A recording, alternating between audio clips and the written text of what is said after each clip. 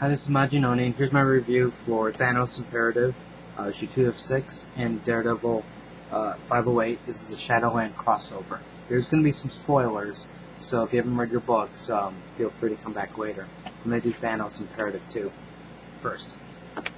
Now, if you remember from last month, you have the big epic battle between the Cthulhu Avenger types and the space heroes. So it kicks off right where it left off. There's a huge battle. You have Triton that's about to get himself killed by a monster. Silver Surfer comes blasting through at the last minute. And I'm like, this is just epic. This is like really awesome. Just action. The panel layout's good. The way the perspective is. This is really, I'm really liking it. On the next page, it's again, just the scope of the battle. You now have Galactus and other cosmic beings entering the battle, and it's just intense fighting that's going on right here. And you know if these guys show up, then you know something big is about to happen. And something big does happen. We go to the other universe, and then you have Star-Lord and Thanos' crew, and they meet the cosmic Cthulhu Defenders. You know, Nightwing, Namor, Hellcat, Hulk, Doctor Strange, and Valkyrie. They basically have a limited time to take them down, so Cosmo temporarily shuts down their ability to, use their psychic links to stop everything, or to warn everybody, and Cosmo actually shuts down Doctor Strange, and then everybody else just goes down really fast. And Drax the Destroyer destroys Namor. Also, Cosmo takes down the Hulk, which was really... I was wondering how the Hulk was going to play into this. So when I saw the little dog versus the Hulk, I was like, oh, this is going to be awesome. And then, oh, shit, it's already over. Anyways, the Defenders morph into these more demonic forces, and they're like, you don't understand. We can offer you so much. This place is awesome. And Thanos is like, oh, we'll see about that. And he just basically blasts them away and kills them. So he's kind of happy, at least he still has that ability to kill, while the other ones didn't. Anyways, so as they're going on their journey, they're kind of like sensing that the Thanos is gaining more powerful, and they're not sure if that's actually a good thing or a bad thing. Then right when they leave us to go on to the story, the Vision arrives. Now, if you remember from before, the Vision was the one person that actually could give them, actually help them out, because he helped Quasar escape. Anyway, next we go back to the big battle. You have Van Sastre getting captured by some of the villains, or the cosmic Cthulhu people, throw him in front of Cthulhu, Captain Marvel, and apparently what they're doing is they're looking for somebody that's out of time. And as you can see, that's why they captured Namorana, and there's a bunch of other aliens. They don't know who this person is yet, but they're still looking.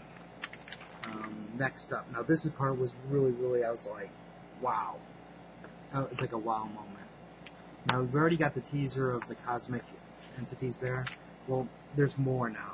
They're calling them the cosmic abstracts. So you got Celestials, you got Galactus, you have these other people who are like more powerful than Galactus there. They were in the Armageddon storyline. I forgot what they're called.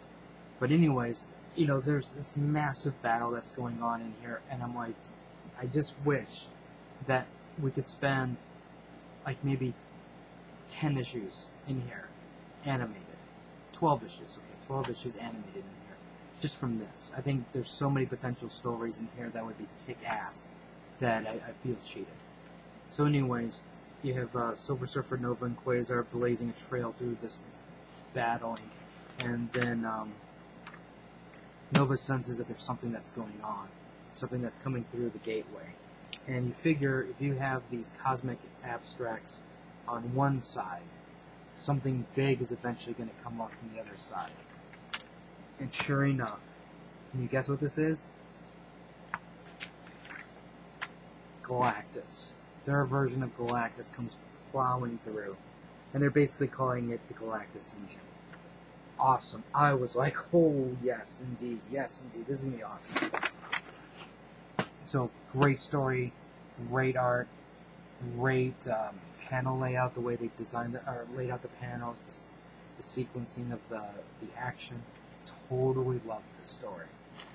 Next up is Daredevil. This is another fantastic issue. You have Dakota and Foggy and those guys figuring out that Daredevil killed Bullseye because somebody captured one of the security cameras caught it on film. It hasn't been leaked to the press yet, but you know it's gonna go to press soon. Anyways, you have Daredevil going back to Hell's Kitchen. White Tiger's complaining that Black Tarantula is not adjusting well, and Matt's like, don't worry about it, give him time. And of course, they have to give you the reminder of she's possessed, or doing under the hands control. Next up is a storyline with this detective guy that's basically moved into Hell's Kitchen, and he's basically walking around the city to get a feel of things. So, most likely, he's going to play an important part later. Next up, you have the guy walking down the street, old man, and then he's getting roughed up by some kids because they want his money, and Daredevil and the Hand show up.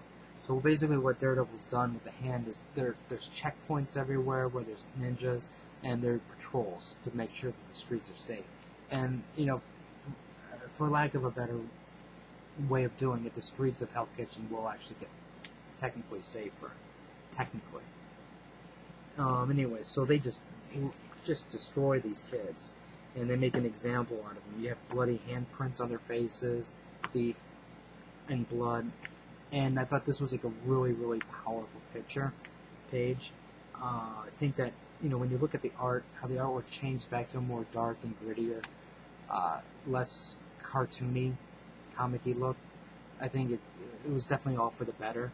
And this was I think this is like one of the best pages here.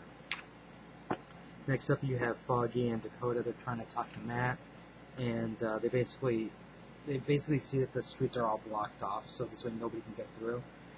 Well, White Tiger and the Hand show up, and then he's like, hey, look, we know it wasn't Norman that was jacking us earlier. It was Kingpin. Please let Matt know. And, White Tiger's like, well, why wouldn't I? Which is basically her way of saying, no, I'm not going to. Now, this is their way out through the story now. Because we know that, there's no way Matt Murdock and Daredevil can just walk away from everything that's happened so far, especially with the death of Bullseye. Especially since Daredevil doesn't normally kill. And he made it a point not to kill Izo. Anyways, as you can see here, you have one of the Hand ninjas talking to Murdock, and he's trying to give a report, but he's like, don't talk to me right now. And you can see right here, he's like, no, God, no, please don't, get out of mine. So he's trying to, he's fighting something inside his head. And Matt loses the battle, and something else is in control. So this all now makes sense as to why Matt's acting the way he is, and that's why he's got the costume change and all this stuff. Next up, you have Dakota and Foggy. They get ambushed by another group of ninja. Obviously, these are Hand ninja, they're just dressed differently. So that way you can't link the two together. And finally, you have Izo. He's off meditating near the wall of the castle. And he did a psychic summoning for somebody to help Matt. I'm sure you can all tell who it is, since that's not Bullseye. And it's Elektra. So everything's going to be heating up now in Shadowland. Now, as I was saying earlier, both of these titles are really good. I can't even come up with a book of the week this week because there's just so much good stuff. Second Coming was good. Spider-Man was amazing. Thanos, Daredevil. So many solid books. I can't really decide. So this is actually a really, really good week in comics. I highly recommend both of these. If you have any questions or comments, feel free to leave it on the side.